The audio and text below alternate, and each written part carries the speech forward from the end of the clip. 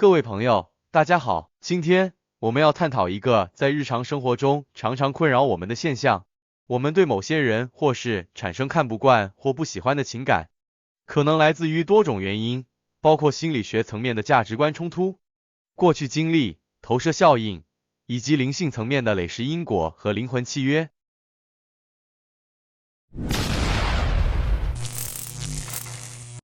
为什么我们会看不惯某些人或事，甚至在第一次见面时就对某人产生不喜欢的感觉？我相信这个话题对每个人来说都不陌生，我们都经历过这样的时刻。当我们遇到某个人，或者面对某件事时，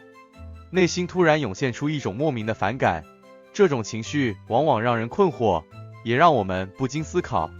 究竟是什么原因导致我们产生这样的反应？首先，让我们从心理学的角度来探讨这个问题。心理学告诉我们，人类的情感反应是多层次的，它受我们的潜意识、价值观、经历以及环境的影响。当我们感到看不惯某人或某事时，这种情绪通常不是偶然的，而是有深层的心理根源。价值观是我们在成长过程中逐渐形成的，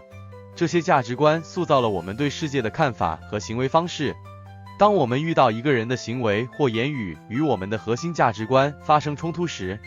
我们往往会感到不适，甚至产生排斥感。例如，对于重视诚实的人来说，看到一个人撒谎可能会引起强烈的反感，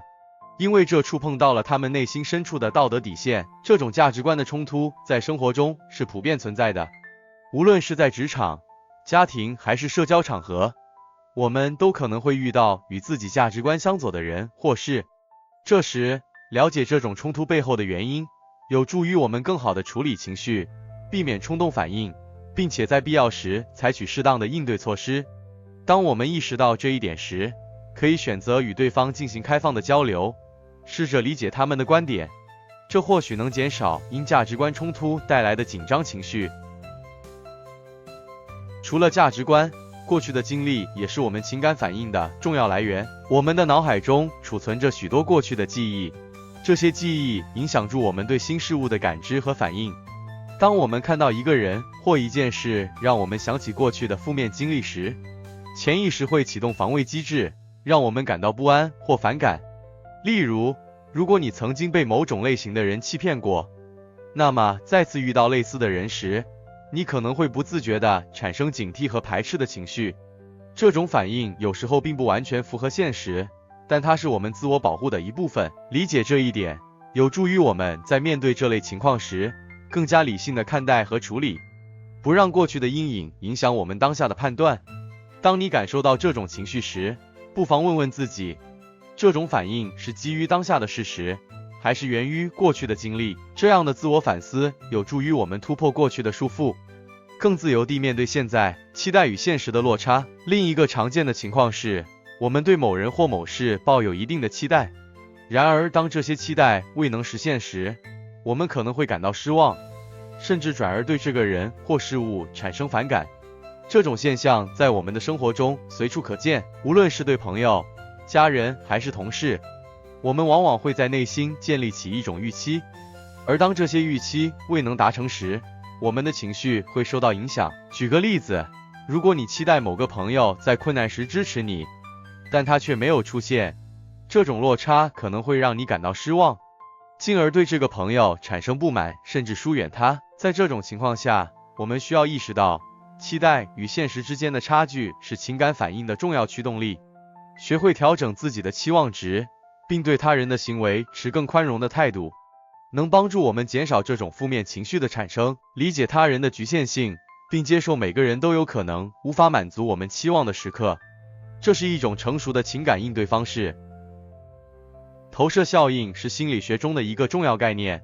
它指的是我们将自己内心未解决的问题或情感投射到他人身上。在这种情况下，我们对他人的反感往往是因为对方反映出我们自己内心的某种特质，这种特质可能是我们自己不愿面对或不喜欢的，因此我们在他人身上看到了自己不愿意承认的一面，这让我们感到不适和排斥。这种情绪反应并不总是显而易见的，有时甚至是潜意识的行为。我们可能会觉得对方有某些特点让我们看不惯，但事实上，这些特点可能是我们自己内心深处的反应。通过自我反思和内省，我们可以更好地理解自己的情感反应，并在面对这些情况时，学会如何更加客观和理性地对待他人。例如，如果你发现自己对某个总是自信满满的人产生反感，不妨问问自己，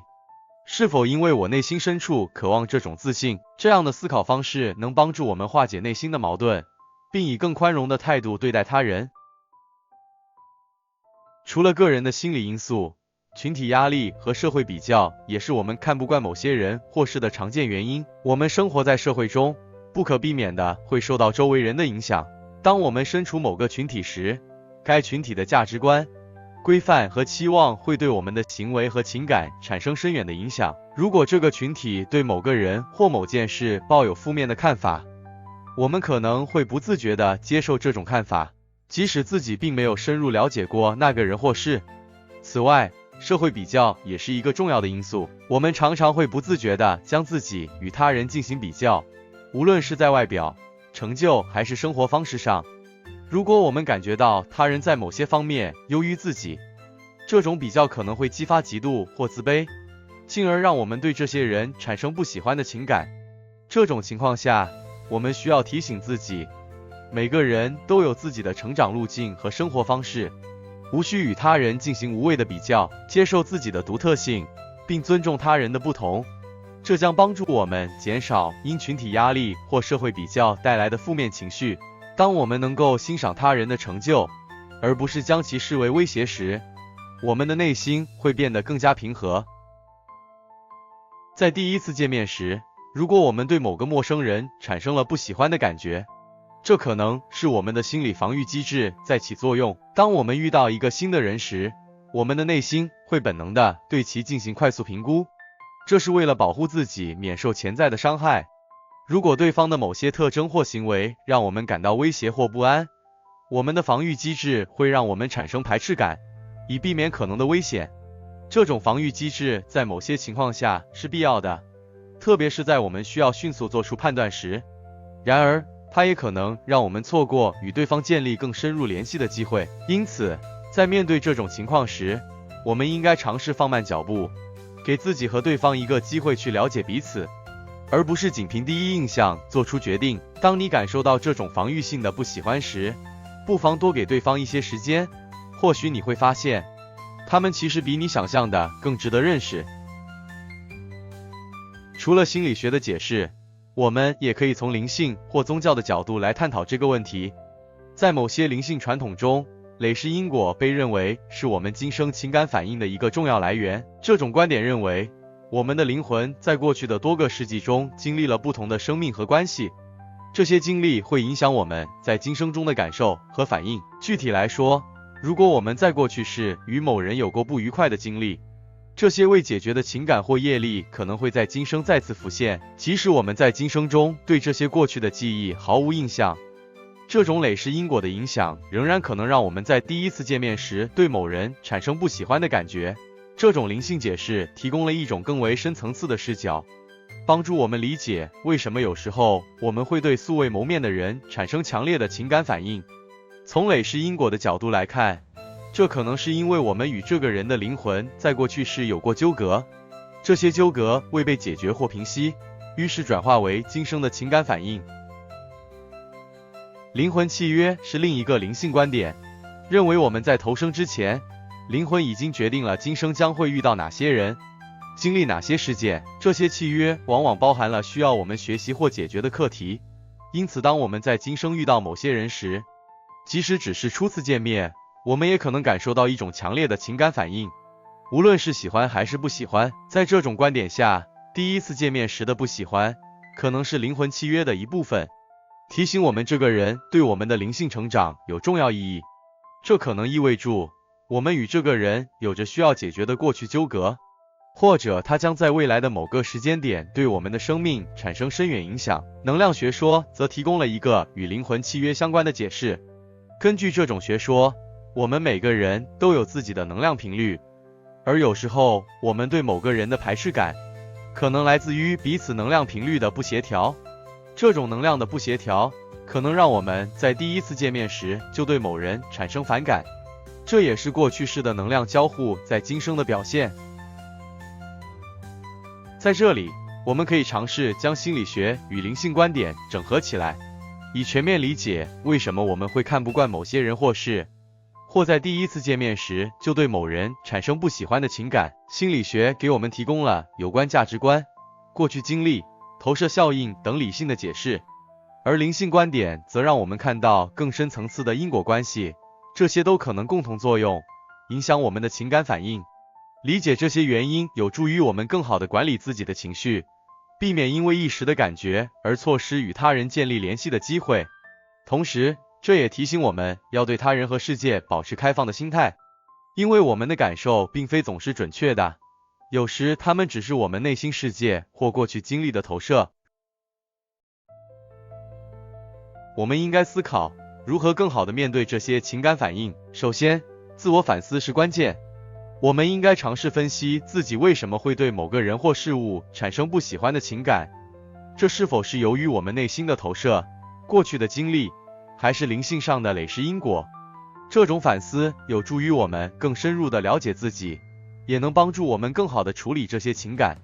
其次，我们应该学会放下成见，给自己和他人更多的机会。初次见面的第一印象固然重要，但我们也应该认识到，第一印象并不总是准确的。